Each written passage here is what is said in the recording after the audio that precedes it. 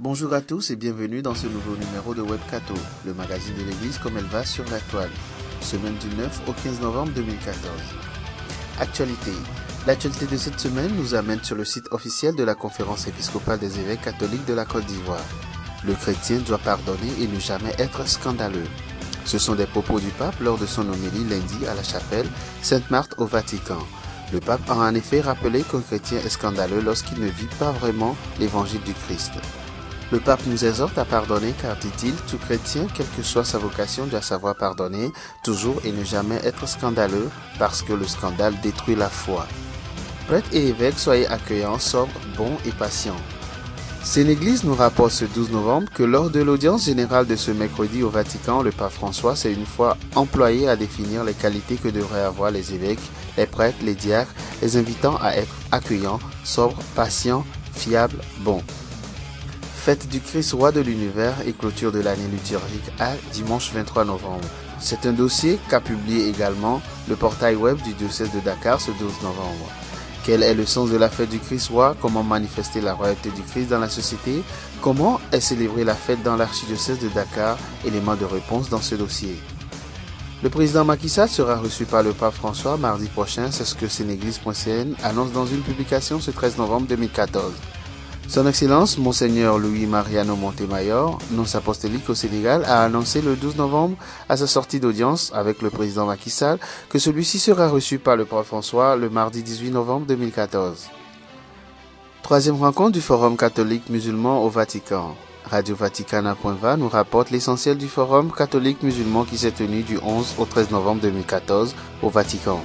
Il ressort de ce troisième forum que l'utilisation de la religion pour justifier les actes de violence n'est jamais acceptable. Sur le même sujet, Zenith.org a écrit « Forum catholique musulman, l'inacceptable violence au nom de la religion ». Islam, secte, animise, le cardinal Shah, archevêque de Dakar, évoque les défis de l'église au Sénégal. C'est une interview de l'agence Immédia qu'a publié le portail web du diocèse de Dakar ce jeudi. L'évêque de Dakar, le cardinal Théodore Adrien Sarr, a répondu aux questions d'Immédia après avoir rencontré le pape François avec l'Assemblée des évêques africains occidentaux lors de leur visite à Limina du 10 au 15 novembre 2014. Le pape consterné par l'assassinat de 43 étudiants mexicains. Dans une de ses publications cette semaine, News.va est revenu sur les mots de compassion que le pape a adressés au peuple mexicain lors de l'audience générale du mercredi 12 novembre au sujet du massacre des 43 étudiants au Mexique.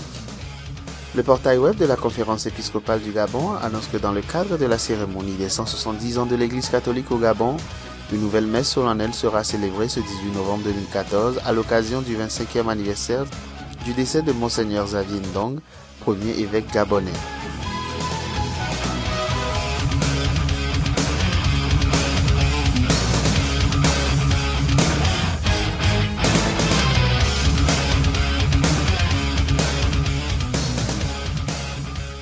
Découverte. Bienvenue sur le site de l'archidiocèse de Lomé. En page d'accueil, la colonne centrale est régulièrement mise à jour avec les publications très intéressantes.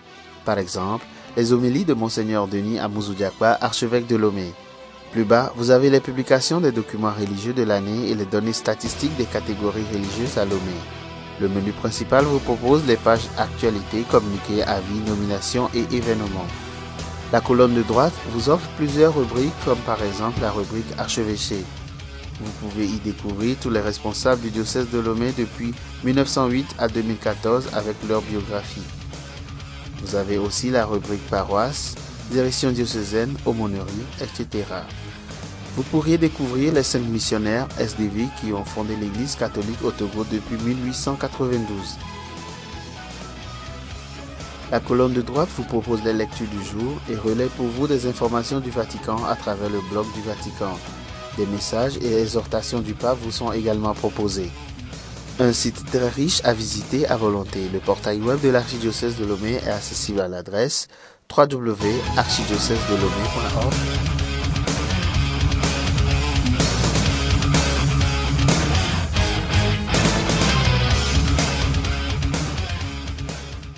Web culture, qu'est-ce qu'un nom de domaine? Un nom de domaine est un identifiant unique relié à une adresse appelée adresse IP de votre site web.